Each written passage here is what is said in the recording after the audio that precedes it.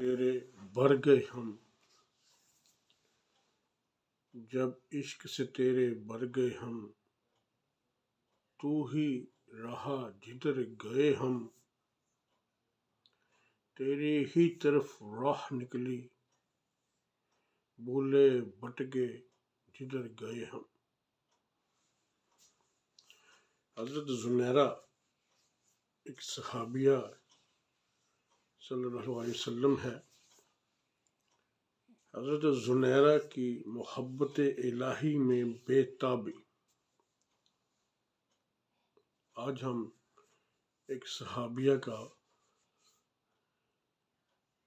ایمان فروز واقعہ پیش کرتے ہیں۔ سیدہ زنیرہ ایک صحابیہ ہیں جو کہ ابو جہل کی خادمہ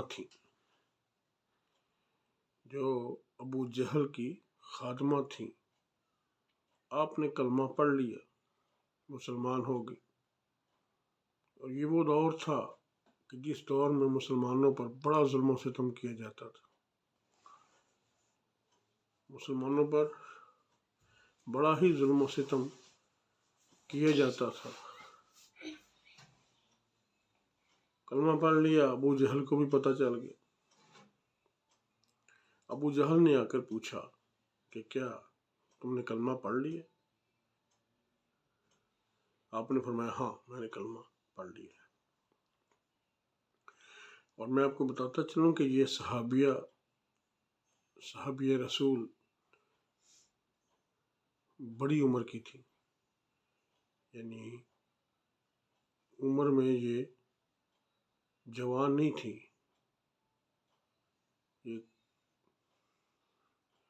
بزرگ خاتون تھی۔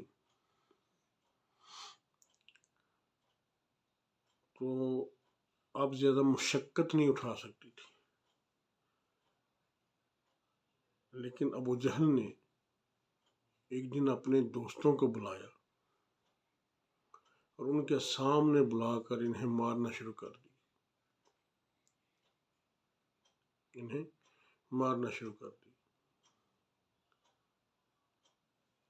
لیکن آپ برداشت کرتی رہی، کیونکہ وہ اللہ تعالیٰ کے نام پر اس سے بھی بڑی تکالیف برداشت کرنے کو تیار تھی۔ ذہنی طور پہ وہ تیار تھی کہ چاہے جو کچھ بھی ہو جائے، تکلیفیں تو اللہ کے لیے ساری تھی نا، کلمہ پڑا تھا، اللہ کی وحدانیت کا اعلان کر دیا تھا، نبی کریم صلی اللہ علیہ وسلم پر ایمان لے آئی تھی، یہ قصور تھا نا ان کا۔ تو اس نے بہت مارا، لیکن برداشت کرتی رہی۔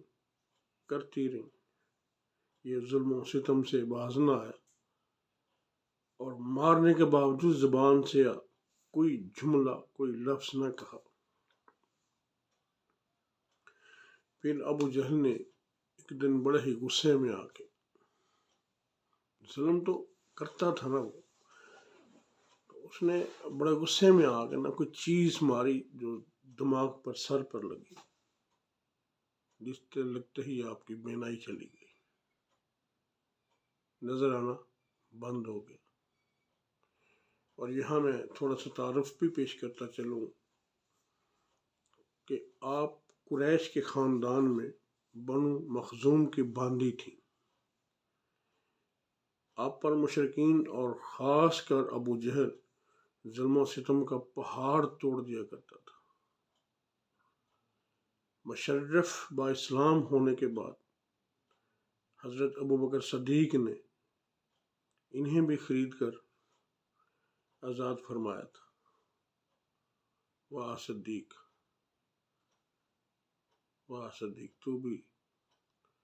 تو بھی کمال کا صدیق ہے۔ اچھا، اب جب آپ نبینا ہو گئے تو اب کیا ہوا؟ اب انہوں نے مذاق کرنا شروع کر دیا۔ اب ابو جہل نے اور اس کے ساتھیوں نے تانا زنی شروع کر دی، مذاق شروع کر دیا، آوازیں کسنی شروع کر دی کہ دیکھو اس نے ہمارا دین چھوڑ دیا، اب بتوں نے اس کو سزا دی ہے، یہ بتوں کو پوجنا چھوڑ دیا، تو اب اس کو سزا یہ ملی ہے کہ یہ آنکھوں سے نبی نہ ہوگی۔ جب یہ بات آپ کے کانوں تک پہنچی تو یہ آپ برداشت نہ کر سکیں، یہ آپ برداشت نہ کر سکیں، کیونکہ یہ توہین خدا تھی، یہ اصل میں اللہ کی توہین وہ کر رہے تھے۔ یہاں سے ہمیں ایک چیز مل رہی ہے کہ ضروری نہیں ہوتا کہ کوئی ڈائریکٹلی توہین ہوتی ہے، بعض اوقات انڈائریکٹلی توہین بھی ہوتی ہے۔ ایک طرح سے یہ بھی اللہ کی توہین ہی تھی، یہ آپ برداشت نہ کر سکیں، بڑی سزائیں برداشت کی آپ نے، اب یہاں تڑپ اٹھی، دل کے اندر تڑپ پیدا ہوئی، تو اب کیا کیا؟ اب کمرے میں گئی، سر سجدے میں رکھ دی اور اپنے محبوب سے راز و نیاز کی باتیں شروع کر دی۔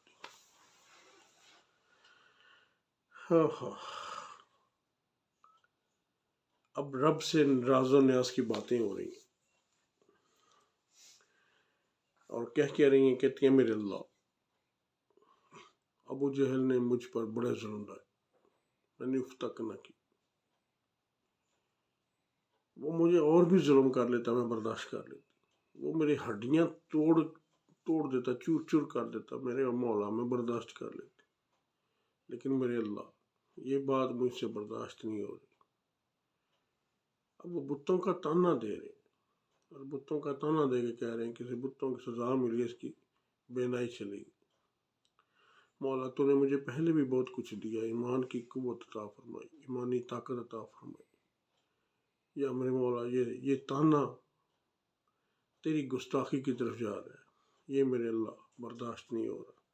اپنے اللہ سے یہ راز و نیاز کی باتیں ہو رہی ہیں، سر سجدے میں پڑا ہے، رو رہی ہیں، رو کے یہ باتیں کر رہی ہیں کہ مولا یہ میرے جسم کو چھلنی کر دیتا، مجھے دکھ نہ ہوتا،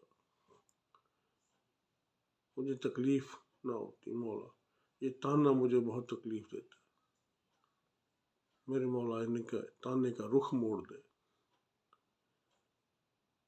یہ دعا کر کے اللہ سے دو چار یہ باتیں کر کے آپ نے جب سر اٹھایا، ہاتھ اپنے چہرے کی طرف ابھی یوں کر کے یوں مل کے یوں ہاتھ نیچے نہیں کیے تو آپ کی بینائی واپس آ گئی، اللہ نے بینائی واپس دے دی۔ یہ جو تڑپ ہے نا اللہ کی محبت کی، یہ جو تڑپ ہے نا اللہ کے پیار کی، آج اس کی کمی ہے، تب یہ تڑپ ہوا کرتی تھی۔ غیرت ایمانی یہ ہوتی تھی کہ اللہ کی ذات کی طرف کوئی حرف آتا، اللہ کے رسول کی شان میں کوئی حرف آتا تو اپنی بھول جاتی، اپنی جان بھول جاتی، اس کے لیے جو کر سکتے تھے کرتے تھے۔ اللہ آج ہمیں بھی اسی ایمانی قوت کی، ایسے ہی ایمانی قوت کی ضرورت ہے، اور یہاں سے بھی باتیں تو یہاں سے بھی بے شمار نکلتی ہیں، سبق اموز چیزیں تو یہاں سے بھی بڑی نکلتی ہیں، لیکن میں یہاں سے دو باتیں عرض کرتا ہوں۔ ایک تو یہ کہ اللہ کے آگے گڑ گڑانا سیکھ لو، اللہ سے رو کے مانگنا سیکھ لو، اللہ کے آگے سجود ہو کر اس سے راز و نیاز کی باتیں کرنی سیکھ لو، یقین جانو وہ خالی نہیں موڑتا، اٹھے ہوئے ہاتھوں کی وہ لاج رکھتا ہے، اس کی راہ میں سر زمین پر رکھا ہوا ہو تو اس زمین پر رکھے ہوئے سر کی وہ لاج رکھتا ہے، جو اس کے سامنے جھک جاتا ہے وہ زمانہ اس کے سامنے وہ جھکا دیتا ہے۔ یہ اس کی شان کریمی ہے کہ جو اللہ کے سامنے جھک جاتا ہے وہ دنیا کا رخ اسی طرف موڑ دیتا ہے۔ دوسرا، اس کی راہ میں جو تکلیف آئے اس پر صبر کرو۔ ایک صحابیہ ہو کر اتنا صبر کر رہی، ایک صحابیہ تھی حضرت اسما. اب پھر کبھی انشاءاللہ اس پہ میں بات کروں گا، لیکن یہ ایک ایسی صحابیہ تھی کہ جن کے ساتھ ایک اتنا ظلم ہوا کہ وہ بتانا سے بھی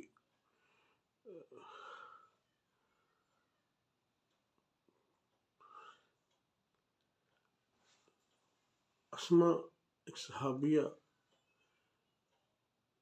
اس کے ساتھ ان ظالموں نے یہ ظلم کیا کہ ایک طرف ایک اونٹ کے اوپر ایک رسی سے ٹانگ باندھ دی، دوسرے اونٹ پر دوسری ٹانگ باندھ کے تو دونوں کو چلوایا گیا اور چیر کے رکھ دیا گیا. ایسے ایسے ظلم سہے ہیں اس دین کے شہزادے اور شہزادیوں نے. آج یہی وقت فلسطین پر بھی آیا. آج قیامت وہاں بھی ڈھائی جا رہی ہے، لیکن ہم سب اپنے اپنے کاموں میں مشغول ہیں. خدا کا واسطہ ہے، میرا پیغام ہے ایک آپ سب کو، ہم وہاں جہاد کے لیے نہیں نکل سکتے، لیکن خدا را اسرائیل کی پروڈکٹس بند کر دو، ان کی چیزیں استعمال کرنی بند کر دو. دکاندار سے خریدتے وقت کہیں کہ یہ کہیں اسرائیل کی تو نہیں ہے. بس آخر پہ میں یہی آپ سے ایک عرضی ہے کہ اسرائیل کی چیزیں بند کر دو. اللہ آپ کا میرا ہم سب کا حامی و ناصر ہو، اور جو میرے ساتھ جڑے ہوئے ہیں اللہ ان سب پر رحمت عطا فرمائے، خیر عطا فرمائے، کرم عطا فرمائے، فضل عطا فرمائے.